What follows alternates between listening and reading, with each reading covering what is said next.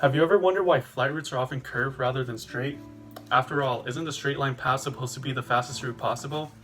Well, it turns out the answer to this lies in a vast field known as non-Euclidean geometry. The geometry that we're typically taught in high school is known as Euclidean geometry, which is based off a set of 5 rules known as the 5 postulates. Most of these postulates are pretty straightforward, such as the first postulate, which states that it is possible to draw a straight line connecting any 2 points in a plane. However, the fifth and final postulate, also known as the parallel postulate, has brought about controversy for thousands of years because it cannot be proven, despite being attempted by several notable mathematicians. The fifth postulate states that given 2 distinct lines that intersect the third line at right angles, the 2 lines will remain the same distance from each other no matter how far we extend them.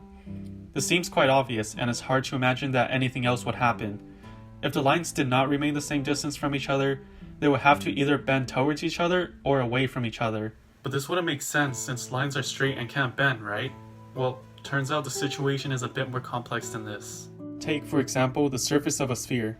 On a sphere, we can find 2 points that are diametrically opposite of each other, such as the north and south poles on the Earth. These are known as antipodal points. Notice that we can actually draw infinitely many lines along the surface of the sphere connecting these 2 points, whereas on a typical plane, we can only draw 1 line connecting 2 points. And in fact, there are many other obscure properties along the surface of a sphere.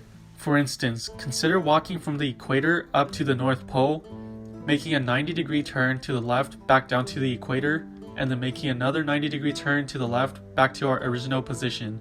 Looking back at the path we've taken, we notice that we've just formed a triangle with interior angles adding up to 270 degrees. And in fact, every triangle we form along the surface of a sphere results in interior angles that add up to more than 180 degrees. This type of geometry is known as spherical geometry. But what exactly causes these weird properties? Earlier, we mentioned that for the fifth postulate to hold, parallel lines must remain straight and not bend as we extend them. However, something like the surface of a sphere is curved. As a result, no matter how straight of a line we draw on the surface, the lines will still bend. Due to the curvature of the Earth's surface, the most efficient flight routes are actually curved on our maps, which are really just a projection of the Earth's surface onto a flat plane. And it turns out non-Euclidean geometry has more applications than just flight routes on our maps. In his research on the theory of general relativity, Albert Einstein discovered that spacetime is actually curved. And because of this curvature, spacetime can only be accurately described using non-Euclidean geometry.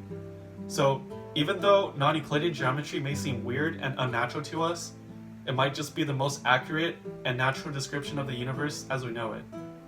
Thank you for watching this video. My name is Kevin Tong, and I hope you enjoyed and learned something new today.